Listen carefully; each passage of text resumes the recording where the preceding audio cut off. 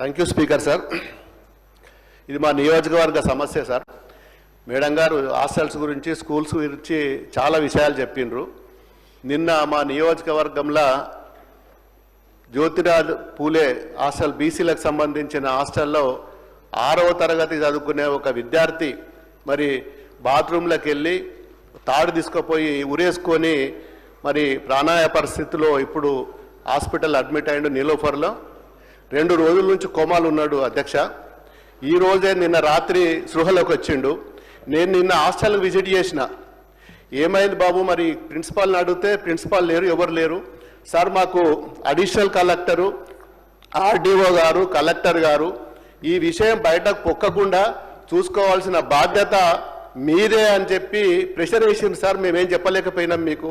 నేను ఒక ఎమ్మెల్యే, స్థానిక ఎమ్మెల్యే, దుబ్బాక పక్కన హెడ్ క్వార్టర్ పక్కనే హాస్టల్ ఉంటుంది, మా దానికి ఎందుకు రాలేదు 24 అవర్స్ వరకు అని చెప్తే మరి మాకు కలెక్టర్ ఆఫీస్ నుంచి ప్రెషర్ ఉన్నా సార్, చెప్పలేకపోయినాం అని చెప్పి సమాధానం రావడం జరిగింది. ఇప్పటి వరకు 83 మంది రాష్ట్రంలో మరి ఆత్మహత్యలు చేసుకుంటే అధ్యక్ష. మరి ఏ హాస్టల్కి పోయినా, ఎక్కడ పోయినా చాలా ఘోరాతి ఘోరమైన పరిస్థితి ఉన్నది. ఫుడ్ పాయిజనింగ్ కానీ, పాము కాటు కానీ, సరి అయిన మెయింటెనెన్స్ లేక, స్టాఫ్ సరిగా రావడం లేక చాలా ఇబ్బందుల పాలవుతుండ్రు. ఇది వాస్తవం అధ్యక్ష.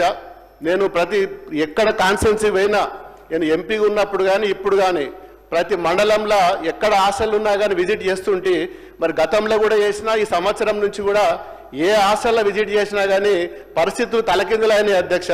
మరి నిన్నటి పరిస్థితి అయితే ఈరోజు కూడా నీలాఫర్ హాస్పిటల్లో ఆ పేషెంట్ ఎవరైతున్నారో చిన్న పిల్లోడు, మరి ఆయనకి 6వ తరగతి చదువుకున్న విద్యార్థికి కూడా ఈరోజు ఉరేసుకోవాలనే పరిస్థితి ఎందుకు ఏర్పడింది, మరి అది మీరు ఒకసారి మరి మీ దృష్టికి తీసుకొస్తున్న అధ్యక్ష. ఇది చాలా ఘోరాతి ఘోరమైనది.